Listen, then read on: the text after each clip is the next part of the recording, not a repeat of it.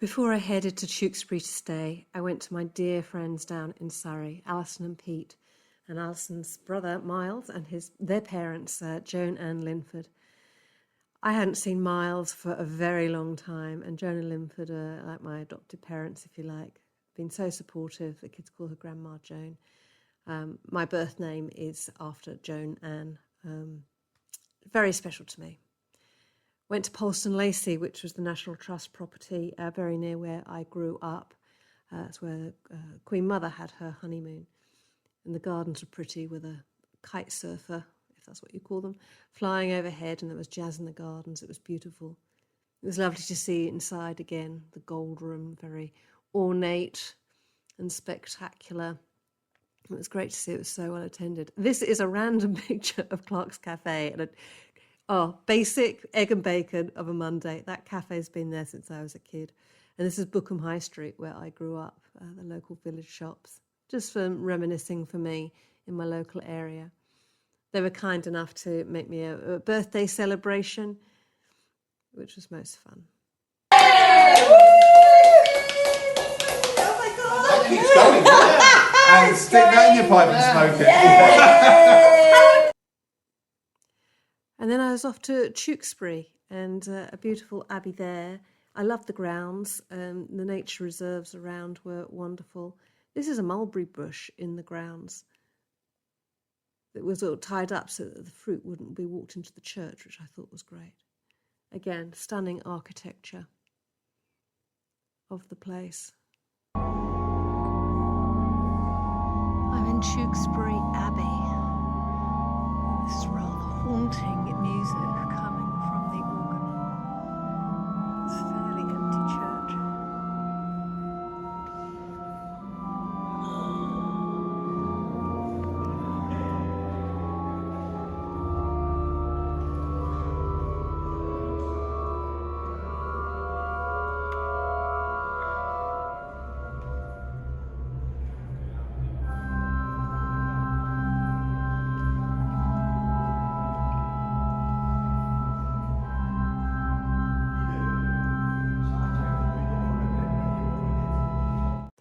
I love the vaulted ceilings in these old cathedrals. What a wonder that would have been seen to be when it was being made, designed and built. Tewkesbury High Street, I loved all the flags hanging everywhere. There must be some reason. It was quite a big place, bigger than I had thought. And then I went to Gloucester, and yet another cathedral, which was rather stunning. I loved the maze on the way in, the labyrinth. I think that's great to see something that's quite a pagan tradition in a church, the labyrinth of life. Very ornate, beautiful decor. It was a busy cathedral. This window, built in 1350, was the largest window in the world at the time. It was put into the crypt during the war. Most fascinating, the size of a tennis court. And I love modern stained glass. The blues were just stunning through the light. Magnificent ceiling. The foundation stone of Gloucester Cathedral was in 1089. Been around for a while. Again, more modern stained glass, which I think is beautiful to go alongside the history. And it's the place of Edward II's crypt. He was apparently murdered in 1327, and this is where he is buried. Now, you may remember the cloisters from Hogwarts days. This is where it was filmed. Absolutely stunning. The style of the most famous cloister ceilings in the world, apparently. It was really beautiful. And the Tale of Gloucester, the Tailor of Gloucester, I should say, Beatrix Potter, one of my kids' books. And then I went to the opera, Loughborough Festival Opera, and this was the house outside the grounds of the theatre, and I had a side seat to see La Bohème, which was magical. But the rain poured down just before before the interval. It managed to dry up so we could have our picnics outside. Lots of people were in the allocated spaces, but I chose picnic for one on a bench that I found, being rather creative as I went. At least it was dry. I was quite impressed with the initiatives of others that came with their fold-outs tables and a couple of bottles of wine and all this food. It was most impressive. And driving home, the mists over the lands was amazing. And, returning to South Australia, Bound for South Australia was playing on the radio. This was the house I was staying with, and I loved this cabana. It was my spot for many an evening to journal. And then I went to Croome, a National Trust property, most fascinating. That reminds me of Glastonbury tour myself.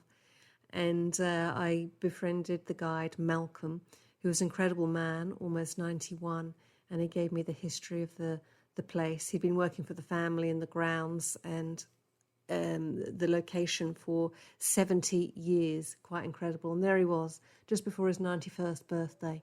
He's already planned that he would be buried there. Bless him, he was so sweet. One of the buildings in the grounds, designed by Capability Brown, they'd have had dinner parties in there back in the day.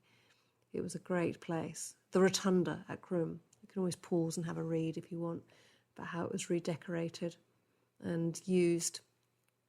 It's a rather grand entry to the house.